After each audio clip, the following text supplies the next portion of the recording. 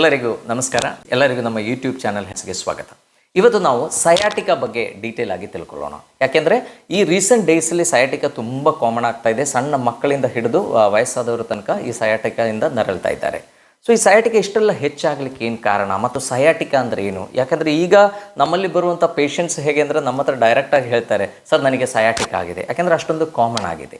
So sciatica ಅಂದರೆ ಏನು ಅಂದರೆ ನಮ್ಮ ದೇಹದಲ್ಲಿರುವಂಥ ಒಂದು ನರ, ಸಯಾಟಿಕ್ ನರ್ವ್, ಅದು ನಮ್ಮ L4, L5 ಮತ್ತು S1 ನರ್ವ್ ರೂಟಿಂದ ಫಾರ್ಮ್ ಆಗಿ ನಮ್ಮ ಪೈರಿಫಾರ್ಮಿಸ್ ಮಸಲಿಂದ ಹೊರಗೆ ಬಂದು ನಮ್ಮ ಪೃಷ್ಠಭಾಗದಿಂದ ಹೊರಗೆ ಬಂದು ನಮ್ಮ ಕಾಲುಗಳಿಗೆ ಸಪ್ಲೈ ಮಾಡುತ್ತೆ. ಸೊ ಯಾವಾಗ ಈ ನರದಲ್ಲಿ ಎಲ್ಲಾದರೂ ಅಥವಾ ನರದ ರೂಟ್ಸಲ್ಲಿ ಎಲ್ಲಾದರೂ ಕಂಪ್ರೆಷನ್ ಇದ್ದರೆ ಅಥವಾ ಏನಾದರೂ ಒತ್ತಡ ಆದರೆ ಈ ನಮಗೊಂದು ಸೆಳೆತ ರೂಪದಲ್ಲಿ ಲೈಕ್ ಸಿವಿಯರ್ ಒಂದು ಪೇಯ್ನ್ ಅನುಭವ ಆಗುತ್ತೆ. ಅದು ಸೊಂಟದಿಂದ ಸ್ಟಾರ್ಟ್ ಆಗಿ ನಮ್ಮ ಕಾಲುಗಳಿಗೆ ರೇಡಿಯೇಟ್ ಆಗ್ತದೆ. ಸೊ ಈ ಕಂಡೀಷನನ್ನು ನಾವೇನು ಹೇಳ್ತೀವಿ, ಸಯಾಟಿಕಾ ಅಂತ ಹೇಳ್ತೀವಿ. ಸೊ ಸಯಾಟಿಕಾ ಒಂದು ಕಾಯಿಲೆ ಅಲ್ಲ, but sciatica is A symptom. But sciatica ಬರೋದು ಯಾಕೆ?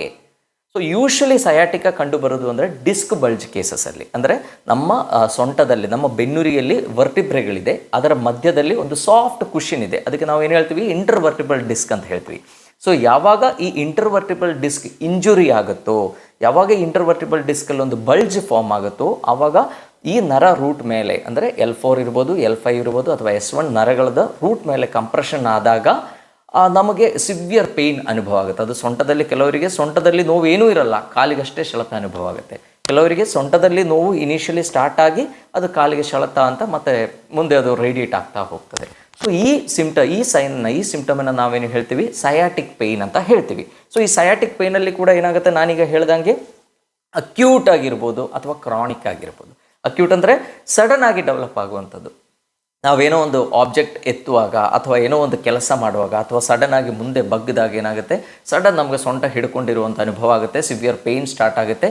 ಇನ್ನೊಂದು 2 ದಿವಸದಲ್ಲಿ ಆ ಪೇಯ್ನ್ ನಿಧಾನಕ್ಕೆ ನಮ್ಮ ಪೃಷ್ಠಭಾಗದಲ್ಲಿ ಅಥವಾ ಹಿಪ್ಸಲ್ಲಿ ಅಥವಾ ತೈಯಲ್ಲಿ ಮತ್ತು ಕಾಲಲ್ಲಿ ರೇಡಿಯೇಟ್ ಆಗಲಿಕ್ಕೆ ಸ್ಟಾರ್ಟ್ ಆಗುತ್ತೆ. ಸೊ ಇದನ್ನು ಅಕ್ಯೂಟ್ ಸಯಾಟಿಕಾ ಅಂತ ನಾವು ಹೇಳ್ತೀವಿ. ಇನ್ನು ಕೆಲವು ಕಂಡೀಷನಲ್ಲಿ ಏನಾಗುತ್ತೆ, ಭಾಳ ಲಾಂಗ್ ಸ್ಟ್ಯಾಂಡಿಂಗ್ ಬ್ಯಾಕ್ ಪೇಯ್ನ್ ಇರುತ್ತೆ. ಅದು ನಾವು ಟ್ರೀಟ್ ಮಾಡಲ್ಲ, ಅದನ್ನು ನಾವು ನೆಗ್ಲೆಕ್ಟ್ ಮಾಡ್ತೀವಿ. ರೆಗ್ಯುಲರ್ ನಮ್ಮ ಆ್ಯಕ್ಟಿವಿಟೀಸ್ ಎಲ್ಲ ನಾವು ಮಾಡ್ತಾ ಇರ್ತೀವಿ. ಸೊ ಹಾಗಾಗಿ ಲೇಟೆಸ್ಟ್ ಸ್ಟೇಜಸಲ್ಲಿ ಕ್ರಾನಿಕ್ ಆಗಿ ನಿಧಾನವಾಗಿ ಏನಾಗುತ್ತೆ, ಅಂದರೆ ಕೆಲವು ಸ್ಟಿನೋಸಿಸಿಂದ ಈ ನರಗಳು ಬರುವ ರೂಟಲ್ಲಿ ಅಂದರೆ ಆ ದಾರಿ ಸಣ್ಣ ಆಗೋದ್ರಿಂದ ಅದರಲ್ಲಿ ಒತ್ತಡ ಕ್ರಿಯೇಟ್ ಆಗಿ ಕಾಲಿಗೆ ನಿಧಾನಕ್ಕೆ ಸೆಳೆತ ಅಥವಾ ಮರಗಟ್ಟದಂಗೆ ಅನಿಸೋದು, ಅಂದರೆ ಜೋಮ್ ಹಿಡಿಯೋದು, ಈ ಥರ ಫೀಲಿಂಗ್ ಆಗುತ್ತೆ. ಅದು ಕ್ರಾನಿಕ್ ಕಂಡೀಷನ್ಸ್ ಎಲ್ಲ ಆಗುತ್ತೆ. ಸೊ ಯಾವಾಗಲೂ ಈ ಅಕ್ಯೂಟ್ ಕಂಡೀಷನಲ್ಲಿ ಆಗಿರುವಂಥ ಸಯಾಟಿಕ್ ಪೇಯ್ನ್ ಏನಿದೆ ಅದು ನಮಗೆ ಟ್ರೀಟ್ ಮಾಡಿ ಇಮ್ಮಿಡಿಯೇಟ್ಲಿ ಸರಿ ಮಾಡಲಿಕ್ಕಾಗುತ್ತೆ. ಬಟ್ ಆದರೆ ಈ ಕ್ರಾನಿಕ್ ಆಗಿ ಬರುವಂಥದ್ದು ತುಂಬ ಲಾಂಗ್ ಸ್ಟ್ಯಾಂಡಿಂಗ್, ಅಂದರೆ ಸ್ಪಾಂಡೆಲೋಸಿಸಿಂದ ಅಥವಾ ಸ್ಟಿನೋಸಿಸಿಂದ, ಕೆನಾಲ್ ಸ್ಟಿನೋಸಿಸಿಂದ ಎಲ್ಲ ಬರುವಂಥ ಈ ಸಯಾಟಿಕ್ ಪೇಯ್ನ್ ಏನಿದೆ, that will take some more time, ಅಂದರೆ ಇನ್ನೂ ಸ್ವಲ್ಪ ಟೈಮ್ ಬೇಕಾಗುತ್ತೆ ಅದು ಟ್ರೀಟ್ ಮಾಡಿ ಗುಣಪಡಿಸಲಿಕ್ಕೆ. ಸೊ ನಾನೀಗ ಹೇಳ್ದಂಗೆ most common reason is disc bulge. So disc bulge ಅಂದರೆ ಆ ಸಾಫ್ಟ್ ಟಿಶ್ಯೂ ಏನಿದೆ, ಸಾಫ್ಟ್ ಕುಷನ್ ಏನಿದೆ, ನಮ್ಮ ವರ್ಟಿಬ್ರೆ ಮಧ್ಯದಲ್ಲಿರುವಂಥ ಸಾಫ್ಟ್ ಕುಷನ್ ಏನಿದೆ, ಇಂಟರ್ವರ್ಟಿಬಲ್ ಡಿಸ್ಕ್ ಏನಿದೆ, ಅದಕ್ಕೊಂದು ಇಂಜುರಿ ಆದಾಗ ಅದು ಡಿಸ್ಕ್ ಬಲ್ಜ್ ಆಗ್ಬೋದು, ಇಲ್ಲ ಕೆಲವು ಕೇಸಸ್ಸಲ್ಲಿ ಡಿಸ್ಕ್ ಹರ್ನಿಯೇಷನ್ ಆಗ್ಬೋದು, ಇಲ್ಲ ಕೆಲವು ಕೇಸಸ್ಸಲ್ಲಿ ಇನ್ನು ಸೆಕ್ವೆಸ್ಟ್ರೇಷನ್ ಆಗ್ಬೋದು. ಸೊ ಈ ಥರ ಬೇರೆ ಬೇರೆ ಕಂಡೀಷನ್ಸ್ ಇದೆ. ಸೊ ಯಾವುದೇ ಆದರೂ ಕೂಡ ಯಾವಾಗ ಈ ಡಿಸ್ಕ್ ಒಳಗೆ ಇರುವಂಥ ನ್ಯೂಕ್ಲಿಯಸ್ ಪಲ್ಪೋಸ ಹೊರಗೆ ಬಂದು ಆ ನರಗಳ ರೂಟ್ ಮೇಲೆ ಕಂಪ್ರೆಷನ್ ಕ್ರಿಯೇಟ್ ಮಾಡುತ್ತೋ ಆವಾಗ ನಮಗೆ ಕಾಲಿಗೆ ಸೆಳೆತ ಅಂತ ಅನುಭವ ಆಗುತ್ತೆ. ಇದರಲ್ಲಿ ಪೇಷಂಟ್ಸು ಅಂದರೆ ಇಟ್ ವೇರೀಸ್, ಲೈಕ್ ಕೆಲವು ಕೇಸಸ್ಸಲ್ಲಿ ತುಂಬ ಸಿವಿಯರ್ ಆಗಿರುತ್ತೆ, ಕೆಲವು ಕೇಸಸ್ಸಲ್ಲಿ ಮೈಲ್ಡ್ ಆಗಿರುತ್ತೆ. ಸೊ ಯೂಶ್ವಲಿ ಇದು ಇರುವಂಥ ಪೇಷಂಟ್ಸಿಗೆ ಕಾಲು ಸ್ಟ್ರೆಚ್ ಮಾಡಿ ಇಟ್ಕೊಳ್ಳಿಕ್ಕೆ, ಈಗ ಮಲಗುವಾಗ ಕೂಡ ಕಾಲು ಮಡಿಚಿ ಇಟ್ಕೊಳ್ಳಿಕ್ಕೆ ಅವರು ಇಷ್ಟಪಡ್ತಾರೆ. ಯಾಕೆಂದರೆ ಕಾಲು ಸ್ಟ್ರೆಚ್ ಮಾಡಿದಾಗ ಸಯಾಟಿಕ್ ನರ ಸ್ಟ್ರೆಚ್ ಆಗುತ್ತೆ, ಅವರಿಗೆ ಸೆಳೆತ ಅನುಭವ ಆಗುತ್ತೆ, ನೋವು ಸಿವಿಯರ್ ಆಗಿ ಸ್ಟಾರ್ಟ್ ಆಗುತ್ತೆ. ಆ್ಯಂಡ್ ಈ ಥರ ಪೇಷಂಟ್ಸು ಸ್ವಲ್ಪ ಹೊತ್ತು ನಿಂತುಕೊಂಡು ಕೂಡಲೇ ಅಥವಾ ಸ್ವಲ್ಪ ಹೊತ್ತು ಕೂತ್ಕೊಂಡ್ರೆ ಸಿವಿಯರ್ ಪೇಯ್ನ್ ಸ್ಟಾರ್ಟ್ ಆಗುತ್ತೆ ಮತ್ತು ಅವರು ಮಲ್ಕೊಂಡೇ ಇರಬೇಕು ಅನ್ನೋ ಕಂಡೀಷನ್ ಆಗುತ್ತೆ. ಯಾಕೆಂದರೆ ನಿಂತುಕೊಂಡಾಗ ಅಥವಾ ಕೂತ್ಕೊಂಡಾಗ ಈ ವರ್ಟಿಬ್ರೆ, ನಮ್ಮ ಬಾಡಿ ವೆಯ್ಟ್ ಏನಿದೆ ಅದು ಈ ಡಿಸ್ಕ್ ಮೇಲೆ ಬಿದ್ದಾಗ ಇನ್ನೂ ನರದ ಮೇಲೆ ಕಂಪ್ರೆಷನ್ ಹೆಚ್ಚಾಗುತ್ತೆ, ಹಾಗಾಗಿ ನಮಗೆ ಸೆಳೆತ ಹೆಚ್ಚಾಗುತ್ತೆ.